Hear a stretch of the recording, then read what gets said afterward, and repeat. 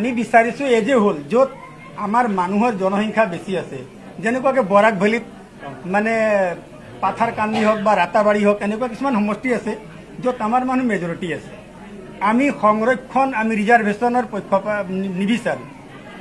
আমি বিচাৰোঁ যে কংগ্ৰেছৰ দিনতো আমাৰ কমিউনিটিৰ পৰা, হিন্দী ভাষাভাষী বা ভোজপুৰী ভাষাভাষীৰ পৰা উপযুক্ত তেওঁলোকে প্ৰতিনিধি দিছিল, আমাৰ মন্ত্ৰীও আছিল। গতিকে ভাৰতীয় জনতা পাৰ্টিৰ চৰকাৰতো আমাৰ কমিউনিটিৰ পৰা আমাৰ কথাখিনি, আমাৰ মনৰ দুখৰ কথাখিনি, অভাৱ অভিযোগখিনি ৰাখিবৰ কাৰণে বিধানসভাত আমাৰ প্ৰতিনিধি যাওক। মানে আমাৰ মুখ্যমন্ত্ৰীয়ে জানে যে ক'ত ক'ত ভাইবল চিট আছে, কনভিনিয়েন্ট চিট আছে, তেওঁ বিবেচনা কৰি দিলে আমি সুখী হ'ম।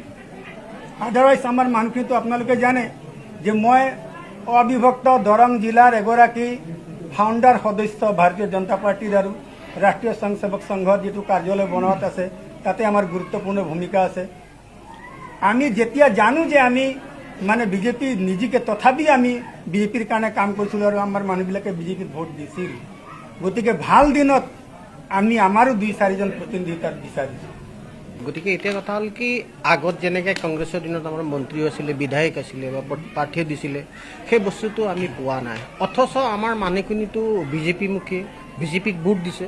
গতিকে এইবাৰ আমি অনুৰোধ সেইটো জনাইছোঁ যে আমাৰ যিটো উপযুক্ত কমচে কম 4-5জনক আমাৰ প্ৰাৰ্থিত্ব দিয়ক, আৰু সেইটোৱে বিচাৰিছোঁ যাতে আমাৰ কথাখিনি বিধানসভাত ক'ব পাৰে। নাই পোৱা কাৰণেতো কৈ আছোঁ। এতিয়া ধৰক আমাৰ এই যে পাট্টা দিলে লাষ্ট 3, আমাৰতো বহুত তেনেকুৱা মানুহ আছে যি 100 yearsৰ এবভ, বেলেগ বেলেগক দিছে, তেনেকৈ দিয়া নাই ভূমিৰ পাট্টা। নাই, তেনেকুৱা দিয়া নাই। কাকিত যোৱা মই 1 তাৰিখে মিটিং কৰিবলৈ যাওঁতে মই তাত চাই আহিছোঁ, তেওঁলোকে কৈছে যে ইয়াত 3 ঘৰ দিছে, আমাক দিয়া নাই। সেইয়াত তাত 2 ঘৰক দিছে, আমাক দিয়া নাই। 3 আমাৰ মানুহে পোৱা নাই। নাই, 1 2টো পোৱাই নাই, নাই পোৱা। এই 3ৰ কথা মই কৈ আছোঁ, 1 2টো পোৱাই নাই। যিটো আমি কেটেগৰীত নাই, যিটোৰ আমি উপযুক্ত নাই, সেইটোত মই বিচৰা নাই। যিটোত পাবলগীয়া তাত বিচাৰাৰ কথা মই কৈছোঁ। গতিকে দিয়া নাই। তাৰপিছত চাওক, কাষ্ট চাৰ্টিফিকেটৰ ক্ষেত্ৰত কথা হ'ল কি, আমাক OBCত দিলে, যিখিনি কেটেগৰী ইউ পি বিহাৰত বা অল ইণ্ডিয়াত বেলেগত পায়, ইয়াত দিলে। কাৰ্বি আংলঙত নাপায়, সিহঁতক ৰখাই থৈ দিয়ে। পাব লাগে, নিদিয়ে।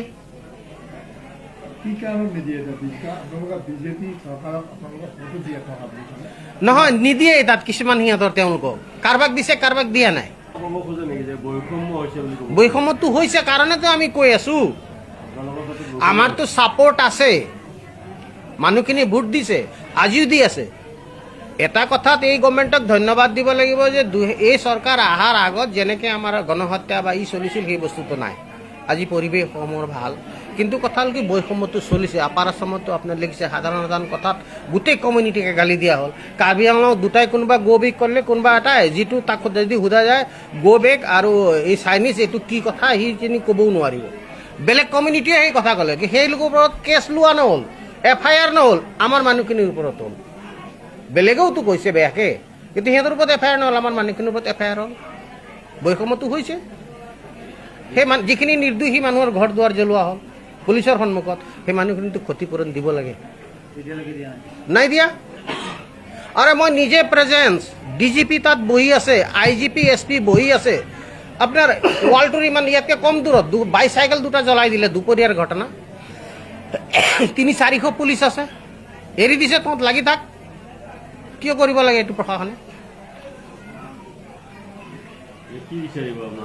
নহয়, আমাৰতো ধৰক বিচাৰিছে যে চৰকাৰে আমাক সমান চকুৰে চাওক, আমাক যিখিনি পাবলগীয়া, আমাৰ যিটো উপযুক্ত সেইটো আমাক দিয়ক। নহয়, এইবাৰতো ধৰক কিছু এটা ভাবিবলৈ বাধ্য হ'ম। আমি চাই আছোঁ টিকেটলৈকে।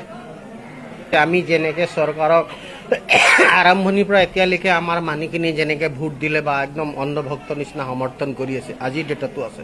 কিন্তু ধৰক আমাৰোতো বহুত সমাজ সতৰ্ক হৈছে, শিক্ষিত হৈছে, ল'ৰা ছোৱালী কি পাইছে নাপাইছে সেইবিলাকতো আহি গৈছে নহয়, কি প্ৰব্লেম পাইছে। গতিকে এইটো এটা ৱেইট কৰিছে, হয়তো ডিক্লেৰেশ্যনৰ পিছত সেইমতে যদি প্ৰতিনিধিত্ব নাপায় এইটো কৰিব। অকল আমি বিজেপিকে কোৱা নাই দেই, আমি বেলেগ ৰাজনৈতিক কংগ্ৰেছ বা বেলেগ তেওঁলোককো আমি অনুৰোধ জনাইছোঁ যে আমাৰ যিটো যিমানখিনি পাবলগীয়া সিমানখিনি আমি প্ৰতিনিধিত্ব পাব লাগে। যিহেতু আমাৰ 21-22 লাখ জনসংখ্যা আজিৰ ডেটত, আৰু এইটো নহয় নহয় আজি থাকিল কালি গুচি গ'ল, বেপাৰ কৰিবলৈ আহিল, আমাৰতো সেইটো নহয় নহয়। এতিয়া আপোনালোক চাওক, কাৰ্বি আংলঙত যিটো ঘটনা ঘটিল, এই PGR ভিজিআৰ বেলেগ লৈ চব শান্তিপূৰ্ণভাৱে বসবাস কৰি আছে। আদানী আম্বানী এইবিলাকক চব তাত 12,000 বিঘা ভূমি দিলে কোনো আন্দোলন নাই, সেইবিলাকত একো হোৱা নাই। কিন্তু আমাৰ এই কথা দুকথা এবিঘাত গৈ পেলাই এইটো জুই লগাই দিয়া হ'ল। ষড়যন্ত্ৰ এটা চলি আছে। আমি চাক ৰিকুৱেষ্ট কৰিছোঁ যে আমাৰ যিখিনি উপযুক্ত আছে সেইখিনি দিয়ক। আমি অমুক কৰিম তমুক কৰিম ক'বলৈ নাযাওঁ। না তেতিয়াতো আমি ভাবিম নহয় যে আমি কি পন্থা ল'ম। আজি যেনেকৈ আমি একগোট হৈছোঁ, কেইবাখনো জিলাৰ আমাৰ প্ৰতিনিধিও আছোঁ, আমি আলোচনা ল'ম, লগে লগে আমি আলোচনা কৰিম কি কৰা যায়। এইবাৰ 4জন 5জন থাকে আমাৰ MLA। কংগ্ৰেছৰ দিনত মিনিষ্টাৰ আছে, 2জনকৈ মিনিষ্টাৰ আছে। গোৱালা আছিল, এইটো কি সিং আছিলে, মাতেং সিং নহয়, এইটো সিং, মাতেং সিং চেণ্ট্ৰেল মিনিষ্টাৰ, অজিত সিং আছিলে, অজিত সিং গোৱালা আছিলে, মাতেং সিং চেণ্ট্ৰেল মিনিষ্টাৰ আছিলে। নাই তেনেকুৱা নাই। নাই, অথচ আমি চৰকাৰ লগত আছোঁ। ক'লো নহয় যে আমি বহিম, আমি আলোচনা ল'ম, প্ৰতিবাদটো হ'ব। সেই বিষয়ে আমি চিন্তা আমিতো বিৰোধ কৰিম, স্পষ্ট কথা। যদি এটাও টিকেট নিদিলে কোনোবা পাৰ্টীয়ে, তাৰতো বিৰোধ হ'ব, এইটো স্পষ্ট কথা। মই এটাই কথা কৈছোঁ যে আমি যিমানৰ উপযুক্ত সিমানে আমাক লাগে। কেতিয়াবা নেপালেও আমি মনে মনে আছোঁ। আমি মেহনত কৰি খোৱা জাতি। আমাৰ যদি হিষ্ট্ৰী চাই আগৰ পৰা লাষ্টলৈকে আমি মেহনত কৰি খোৱা জাতি। গতিকে আমি মেম বিচাৰি নেবাজত যে আমাক ঠিকা দিয়ক, আমাক চাকৰি দিয়ক, অমুক তমুক। আমি উপযুক্ত যদি পাইছোঁ, নাই যদি নাই। কিন্তু কথা হ'ল কি, যদি একেবাৰে নেগলেক্ট হয়, এটাও টিকেট নিদিয়ে, বিৰোধ সম্পূৰ্ণ 100% হ'ব। একদম এইটো 100% মোক দেখা পাব, চবতে প্ৰত্যেক ডিষ্ট্ৰিক্টতে মোক দেখা পাব।